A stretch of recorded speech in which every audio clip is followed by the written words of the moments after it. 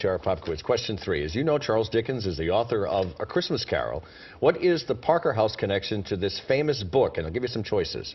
A, Dickens wrote it there. B, it was described in one of the chapters. Or C, it's read aloud every year in the lobby.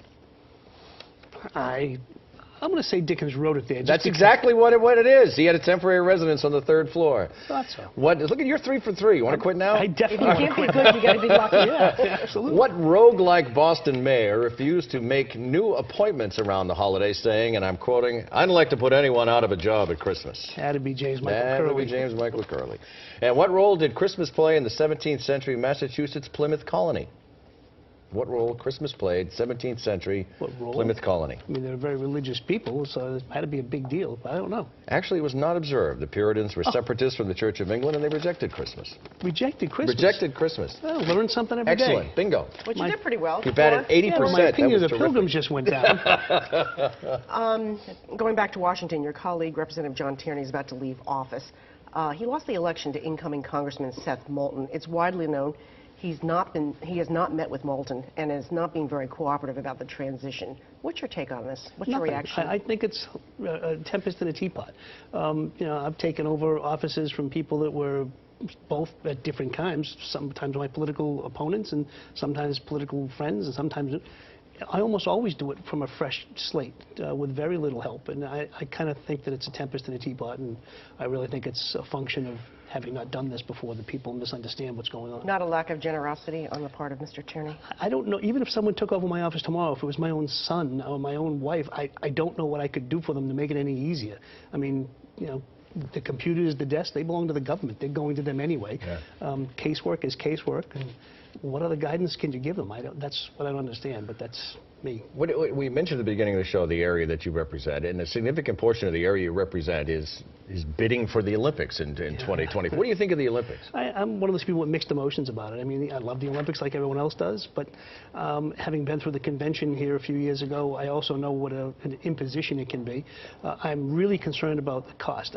I've always been amazed that Mitt Romney got away with saying he was the savior of the Olympics in Utah. He wasn't the savior of the Olympics. You were, and so was I, as the federal taxpayer, to the tune of $400 million+ that saved those Olympics.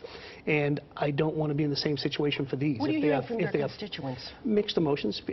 More yes, more no, or about the even? I'm more supportive but skeptical, and the skepticism comes on two things. Number one is, you're right, it is would be much of it in my district, so a lot of people would actually probably leave, rent out their house for $1 gazillion for a month.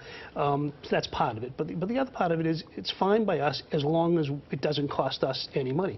And even the transportation stuff, let's be honest, from that part of it, it'll probably be good for my district, because if they were going to do I guess speed up some of these infrastructure improvements that have always been on the table, that would help my district. So that part's a good part. There was a source this week that said that the Boston bid was the weakest of the 4. They went before the U.S. Olympic Committee. They will choose one. The feeling was that D.C. and San Francisco had stronger offers, but we'll see what happens. We'll see what happens. All right. It looks like you wouldn't be crying in your milk if that happened. Either way, I mean, if it comes to Boston, that's fine. I'll do my part to make sure it works, but I will also make sure that, as best I can, that our taxpayers, both state and federal taxpayers, don't get stuck with the bill. We would like to impose on you for lighting the OTR Christmas tree. Would you mind, sir? I would love to. So Jen is going to bring in the OTR Christmas tree. Jen is our floor director. Look at this beautiful That's thing. One pitiful tree. Look at these ornaments on there. All right, now we're gonna make a big production. Thank you, Jenna. We're gonna make a big production out of this. Ready? Dorothy, would you dim the lights, please, so we can actually make it a little moody. All right, so you can actually see it. Congressman, stand by. We're gonna light the tree. Are we ready? 3, 2, 1, go. Ho! Ho, ho, ho. Oh, I love the music. The music is a nice touch. Look at the ornaments. Yes, they're lovely. I wish I could get those from my house. Oh, you can take them if you would like to. Do you have a tree up at your house yet? Not yet, no. My other issues have kind of put that one on hold. Probably because the person who does most of the decorating. That's exactly right. Well, thank you for lighting the tree. Thank you. As Merry OTR Christmas. viewers know, Mayor Menino did that every year, and now thank you for carrying on the tradition of lighting the OTR Christmas tree. Congressman Capuano, great to have you. Have a great holiday. Thank you very much. Great to see you. Happy holidays. We continue on the record with Ted Reinstein of the Roundtable. Stay with us.